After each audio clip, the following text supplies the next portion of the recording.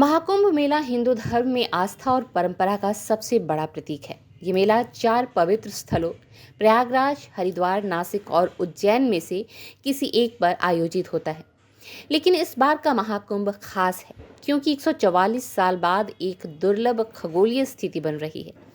ये संयोग इस कहानी से जुड़ा है कि जिसे हिंदू धर्म में देवता की एक गलती के रूप में देखा जाता है। महाकुंभ का पौराणिक महत्व समुद्र मंथन की घटना से जुड़ा है, जब देवताओं और राक्षसों ने अमृत के लिए संघर्ष किया था। कथा के अनुसार जब अमृत कलश को लेकर देवता भाग रहे थे, तब इंद्र के पुत्र जयंत ने इसे बचाने के लिए चारों स्थानों प्रयागराज, हरिद्वार, नासिक और उज्जैन पर इसकी बूंदें गिरा दी। ये देवताओं की रणनीतिक गलती मानी जाती है क्योंकि इससे अमृत का महत्व इन स्थानों पर केंद्रित हो गया। इन स्थानों को पवित्र मानते हुए कुंभ मेले की परंपरा की शुरुआत हुई। 144 साल बाद 2025 में ये मेला इसलिए भी खास है क्योंकि सूर्य, चंद्रमा, शनि और बृहस्पति ग्रहों की स्थिति उस खगोलीय संयोग को दोहराने जा रही है जो अमृत मंथन के समय बना था। आचार्यों का मानना है कि ये स्थिति बेहद शुभ मानी जाती है और इस दौरान पवित्र नदियों में स्नान करने से मोक्ष की प्राप्ति होती है। यही कारण है कि करोड़ों श्रद्धालु महाकुंभ में स्नान करने के लिए जुटते हैं।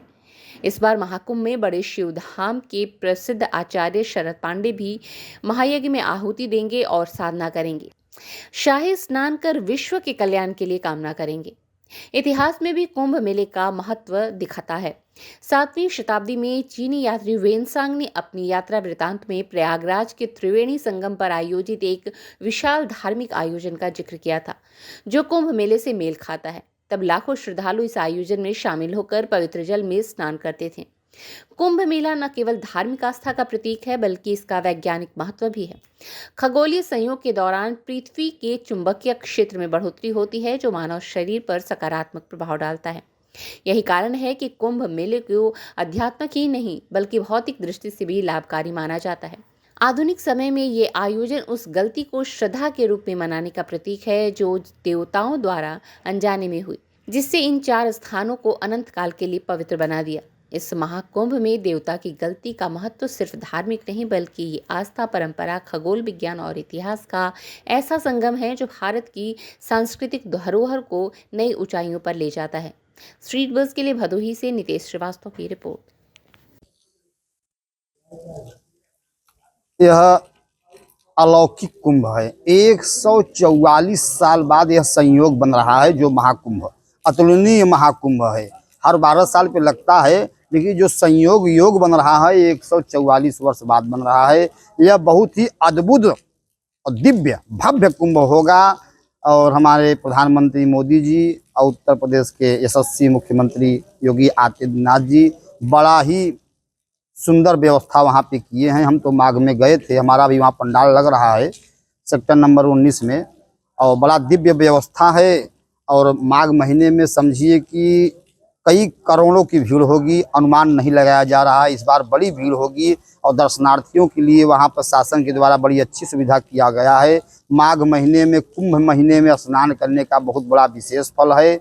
14 जनवरी से प्रारंभ होगा और 15 फरवरी तक चलेगा। यह 40 दिन का महाकुंभ पर्व बड़े ही अच्छे धूमधाम से मनाया जाएगा। माघ महीने में स्नान करने का बहुत विशेष फल है। धर्मशास्त्रों में बताया गया है, सहस्त्रम कार्तिके स्नानम माघ स्नानम शतानि च वैशाखे नर्मदा कोटि कुंभ स्नानेन तत्फलम। हर जगह स्नान करेंगे, लेकिन एक दिन कुंभ में स्नान कर लेंगे, हर जगह का फल कुंभ स्नान करने से मिल जाता है। जब माघ मकर रविगति होई, तीर्थ पति आव सब कोई।